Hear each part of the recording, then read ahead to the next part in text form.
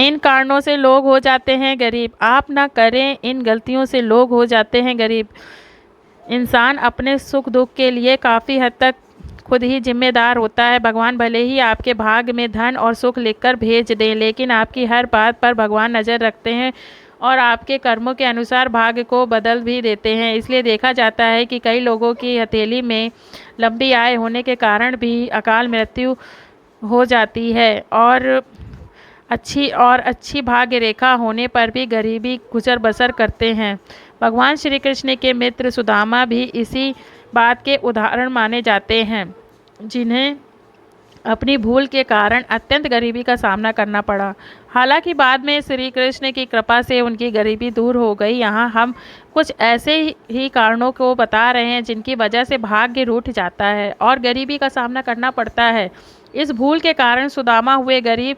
सुदामा का उदाहरण सामने है तो सबसे पहले उसी कारण की बात कर रहे हैं जिनकी वजह से सुदामा गरीब हुए। सुदामा ने लालच में आकर गुरु माता के द्वारा दिया गया भोजन अकेले ही खा लिया, जबकि उसमें श्री कृष्ण का भी हिस्सा था। दूसरे का हिस्सा खा लेने की वजह से सुदामा को गरीबी का सामना करना पड़ा।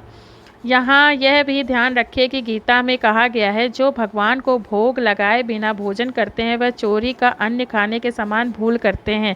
इसकी सज़ा लोक परलोक दोनों जगह भोगनी पड़ती है, इसलिए दूसरे का हक नहीं छीनना चाहिए।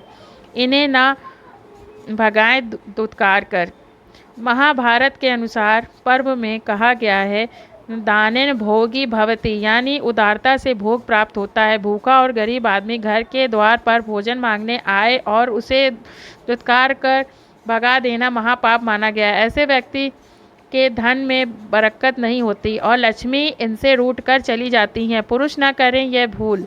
श्रिय एता स्त्रियो नमा सत्य कार्याभूति मिच्छतता पालिता निग्रहताच्छ श्री भवती भारता, यानी स्त्रियां ही श्री अर्थात लक्ष्मी हैं। ऐश्वर्य चाहने वाले को इनका आदर करना चाहिए। जो पुरुष अपनी पत्नी के साथ बुरा व्यवहार करते हैं, उनके साथ कटु वचन बोलते हैं और मारपीट करते हैं, उनके घरों में अधिक समय तक लक्ष्मी नहीं रहती। और पुराणों में लिखा है कि जहाँ लक्ष्मी यानी गृह लक्ष्मी यानी घर की स्त्री का अनादर होता है, वहाँ अधिक समय तक देवी लक्ष्मी नहीं रहती, यानी वहाँ गरीबी आते देर नहीं लगती। इन चीज़ों से हमेशा रहें दूर।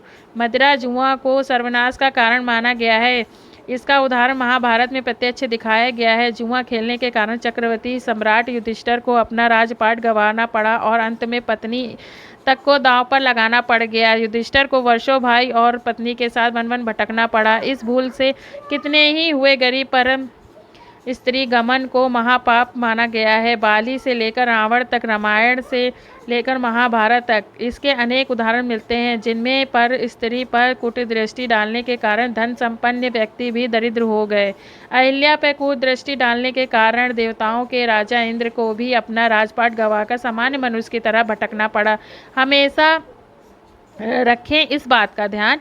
इसलिए शास्त्र कहता है कि ये 5 ऐसे महापाप हैं जो लोक परलोक और अगले कई जन्मों तक मनुष्य को दरिद्र बना देते हैं, इसलिए इनसे बचना चाहिए। उत्तर प्रदेश के मुख्यमंत्री योगी आदित्यनाथ ने एक सभा को संबोधित करते हुए कहा कि भगवान श्री कृष्ण ने सुदामा की कैशलेस मदद की थी। सुदामा भगवान श्री कृष्ण के परम मित्र थे। दोनों ने एक ही गुरु समिति के यहाँ शिक्षा ग्रहण किया था, लेकिन एक भूल के कारण सुदामा दरिद्र हो गए।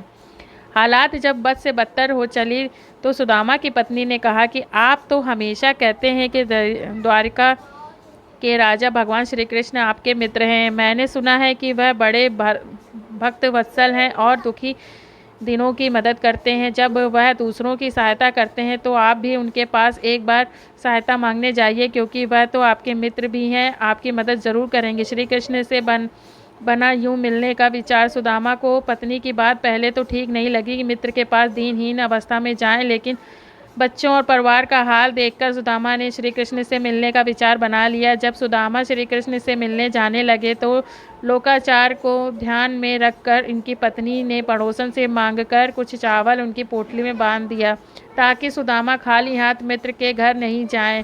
श्री कृष्ण सुदामा मिलन।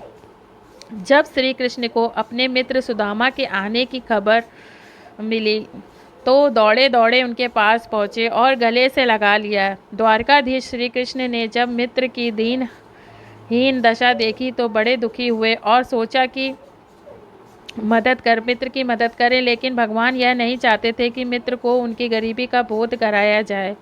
मदद पाने से उनके हृदय पर कोई बोझ रह जाए। रानियों ने जब पकड़ा श्री कृष्ण का हाथ, भगवान ने सुदामा से पूछा कि आपकी पोटली में कुछ नजर आ रहा है, लगता भाभी ने यह मेरे लिए दिया है, अगर ऐसा है तो इसे छुपा क्यों रहे हो?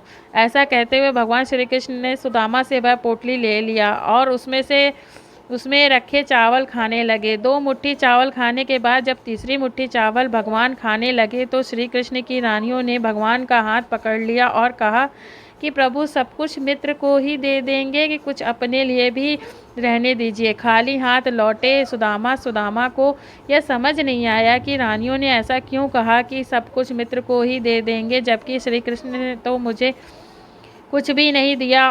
कुछ दिन मित्र के महल में रहने के बाद जब सुदामा जाने लगे तो श्री कृष्ण ने खुशी खुशी विदा कर दिया, लेकिन हाथ में न स्वर्ण मुद्राएं दी और न हीरे मोती।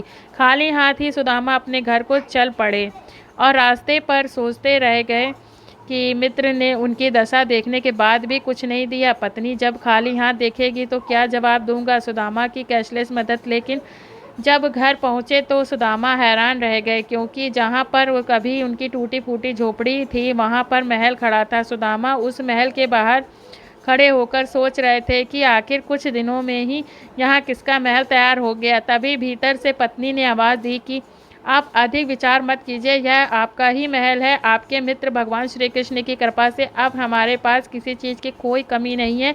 इस तरह भगवान श्री कृष्ण ने कैश न देकर सुदामा की कैशलेस मदद की, और शायद कैश देकर मदद करते तो ऐसी मदद नहीं कर पाते।